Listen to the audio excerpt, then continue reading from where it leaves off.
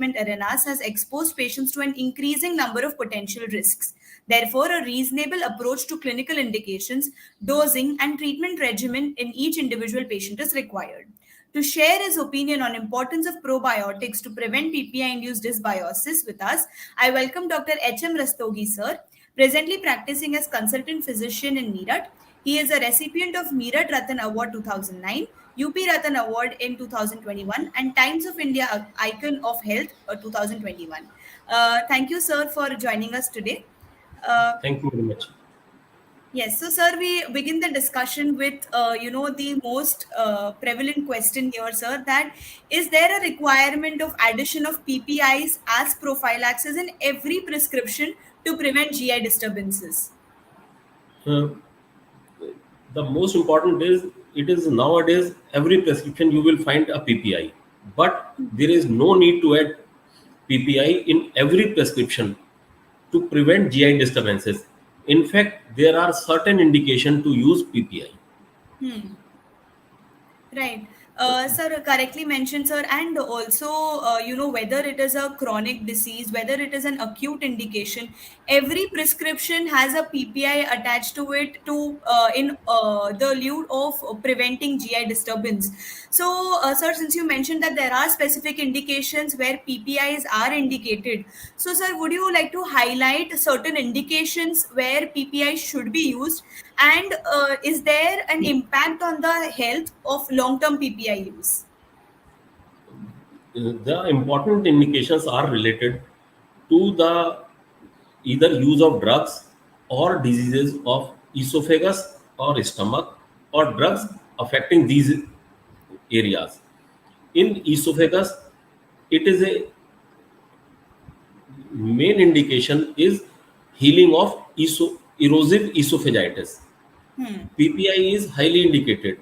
Similarly, in cases of erosive esophagitis which has healed, for Hmm. maintenance, these are indicated. Another group is non-steroidal anti-inflammatory drug when Hmm. used.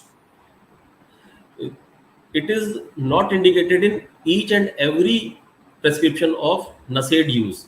But Hmm. if use of these drugs, if associated with dyspepsia, we Hmm. will use this. Hmm. Similarly, whenever there is a gastric ulcer because of non-steroidal anti-inflammatory drugs, we will use PPI. Hmm. And similarly, when there is a increased risk of development of gastric ulcer in patients and we have to give non-steroidal anti-inflammatory drugs, then we will use it. Another Hmm. is whenever there is an infection with H. pylori, Hmm.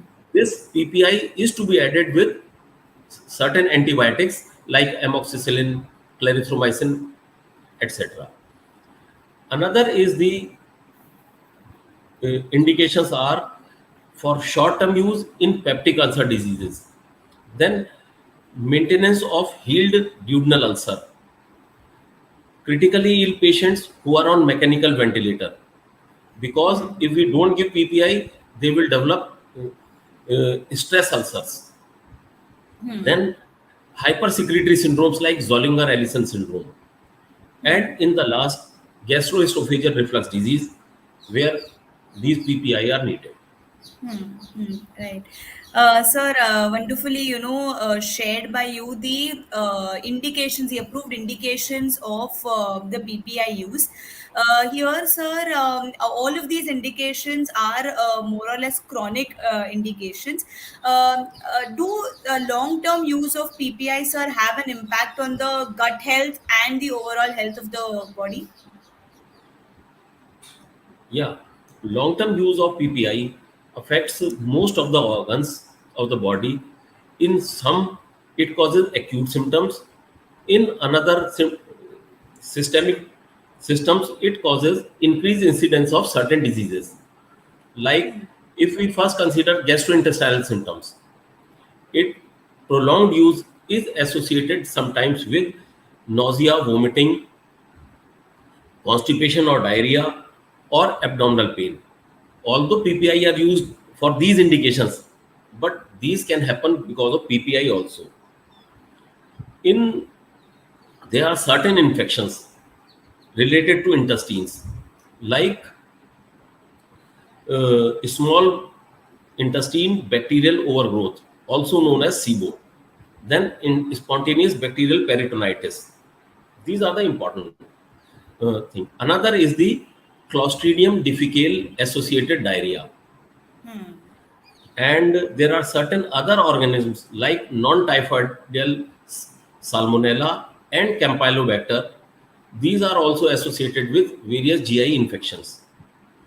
Now coming to the pulmonary system. This prolonged use of PPI in hospital setting causes increased incidence of nosocomial pneumonia, and prolonged PPI use is also associated with increased incidence of COVID-19. Now coming to the various deficiencies which happens with prolonged use of PPI. It includes hypomagnesemia, that is the decreased absorption of magnesium so that the serum levels is reduced. Then decreased serum levels of B12, decreased serum levels of iron, and it also causes calcium deficiency. Now coming to the CNS side effects with prolonged use. Prolonged use is sometimes associated with headache, increased incidence of dementia, and in predisposed individuals, hepatic encephalopathy. As far as the cerebrovascular and cardiovascular system is concerned, prolonged PPI use is associated with increased incidence of MI and strokes. For the skeletal systems, it is associated with increased incidence of fractures, osteoporosis, and sometimes myopathy. Right. So, sir, again, wonderfully explained by you in each and every, organ system how the increased or long-term use of PPIs do lead to, multiple adverse events as just highlighted by you. So, sir, here even because of this overuse, and you also mentioned about Clostridium difficile infections, which is on the rising trend, especially in India. So, sir, would you like to highlight about the US FDA warning on long-term PPI use and the CDI incidences? US FDA in August 2012 issued a warning with prolonged use of PPI that prolonged PPI may be associated with increased risk of Clostridium difficile associated diarrhea. And it is such an important point that if a patient is on chronic PPI use and his diarrhea is not being controlled on conventional treatment, then we must first think of Clostridium difficile associated diarrhea. Right. And sir, you mentioned about small intestinal bacterial overgrowth as well. So, sir, combination of medications and in chronic diseases, when a lot of combinations of medications are given, that leads to a lot of GI disturbances, which also leads to small intestinal bacterial overgrowth, which further progresses to IBS, IBD like symptoms. So, sir, due to addition of PPIs, is there a correlation or an association between PPI use and development of SIBO? Yeah. Before starting with the topic, we must know one term, that is the dysbiosis. Dysbiosis is a condition in which there is a imbalance of the bacteria in the gut. There are two types of bacteria. One are the good bacteria and another are the bad bacteria. And with prolonged use of PPI, these good bacteria decreases and there is increase in the bad bacteria. And this increase in the bad bacteria is known as small intestinal bacterial overgrowth. Right. When PPI are given, it causes gastric acid suppression, and this gastric acid is a barrier to various bacteria and causes killing of various bacteria, because it is mentioned in textbooks that if pH is less than 4, then this bacterial overgrowth will not occur, and these PPI causes increase in the pH, and with this there is overgrowth of bacteria in stomach and duodenum, and which leads to SIBO and dysbiosis. And this, when occurs, is associated with certain symptoms. Uh, if this SIBO is prolonged, that is chronic fatigue, digestive problems, dysuria, acid reflux disease, vaginal or rectal infection or itching, then food intolerance, gas production, bloating, various arthralgia, various type of skin rashes, increased incidence of acne and psoriasis. Right, right. So, sir, there is, a lot of issues with SIBO and complications associated with SIBO, and addition of PPIs do increase the chances of SIBO. And here, sir, the another indication is of gastroparesis, sir. So, lot of motility disorders occurring with PPI overuse, and gastroparesis being one of the most common, scenarios in clinical practice. So, in your clinical practice, sir, is there a common correlation between long-term PPI use and development of gastroparesis?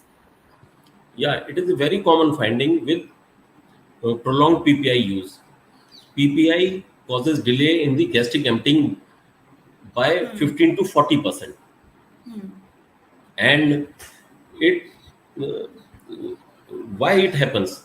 Because PPI inhibits the acid secretion, and because of this inhibition there is decrease in the hydrophilic digestion of the food particles. Hmm? And similarly, uh, because of high pH, the acid dependent peptic activity is reduced, and thereby there is delaying in the digestion of the solid foods, and there is a slow gastric emptying. Right.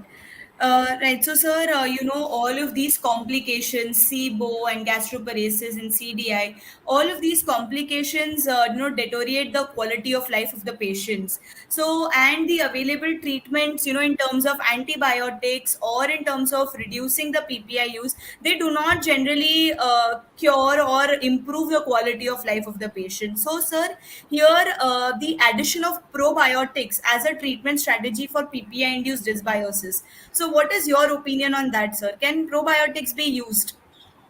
Yeah, as you have already mentioned that if there is a dysbiosis, it can be treated with various antibiotics like ciprofloxacin and rifaximin, but it causes only acute improvement.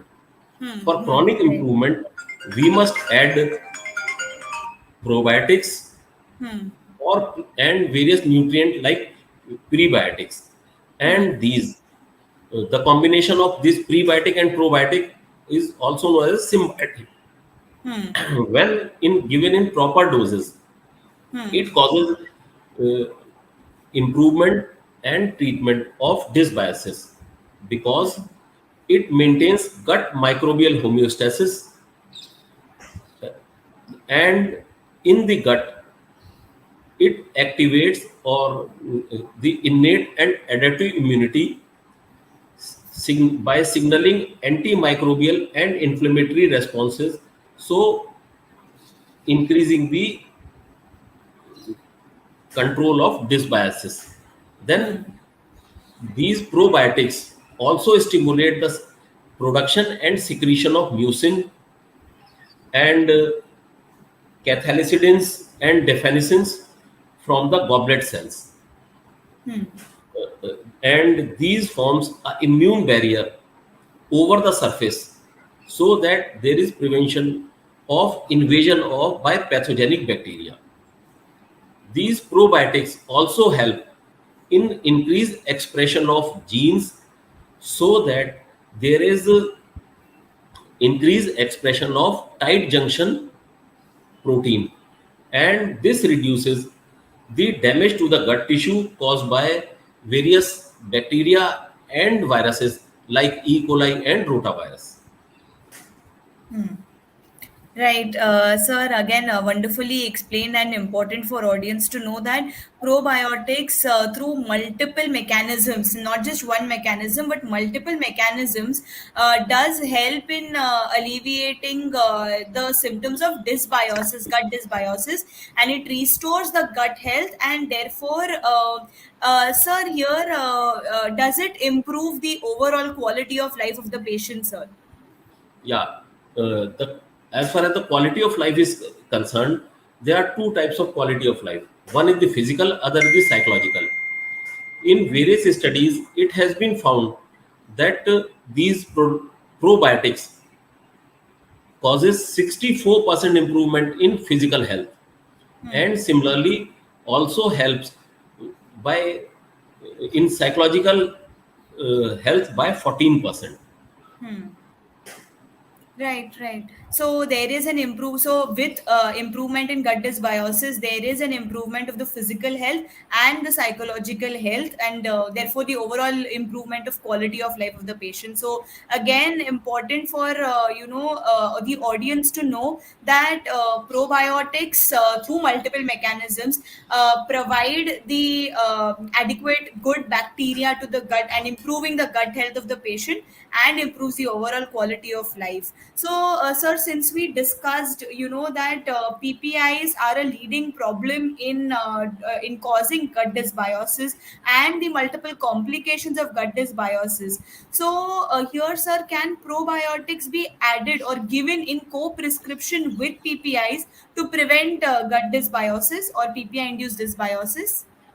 Yeah, when we combine these two drugs, probiotics are very helpful in preventing dysbiosis caused by PPI. But the important point is these two drugs must not be given at same time. There must be at least 2 hour difference. If we are giving PPI, as we always give PPI first, then this probiotic must be given at least 2 hours after, minimum 2 hours after this PPI, and it causes improvement in dysbiosis and prevent dysbiosis. Sir, since you mentioned that the frequency to be separately given for PPI and probiotics, in terms of duration, sir, how long should probiotics be given, and when should it be initiated? It should be initiated with PPIs or after completion of course of PPIs. You see, usually what happens, the prolonged use of PPI, uh, mm, if we have to use prolonged PPI for long time and there is a development of dysbiosis, then we can start both the drugs at the same time. Uh, mm, but at Right. timing will be different on the same day. And as we know, these probiotic also reduces the acid secretion and reflux. So ultimately, we can withdraw PPIs, and it is a very difficult question for how long it is to be given. But in literature, it has been mentioned it from 2 months to 6 months after stopping PPI, it is to be given. Right. Right. Again, the duration is important, and frequency also, as sir mentioned, should be considered. Sir, since every prescription now contains a PPI to prevent GI disturbances, which is ultimately leading to complications in patients, and they don't understand that it's because of the prolonged use of PPIs is why they are facing the GI disturbances. So instead of a PPI, can probiotics be given to prevent, or as a prophylaxis to prevent GI disturbances? Yeah, it can be given to prevent the dysbiosis if we know that these PPI are to be given for long time. Hmm. Right, right. Right. So again, again an important point highlighted by Sir here is that PPIs do lead to a lot of GI disturbances, and although they are added to prescriptions to prevent, they do not, for a long term, it does not really cure the GI disturbances, but rather creates a GI disturbance. And for that, a probiotics can be used instead of a PPI in long duration of course of different medications. Sir, again, thank you for wonderfully sharing such great information here with us. Sir, would like to understand your clinical experience with a chronic case of say PPI induced dysbiosis and how probiotics addition has helped. Uh, Nowadays, probiotics are used quite frequently in such cases, and we have found with the use of probiotics, the symptoms of dysbiosis improves. And with this knowledge in background, not only I but most of the physicians have started using probiotics in patients who are using prolonged PPI and develop dysbiosis, and there are excellent results, and the symptoms improves with use of probiotics.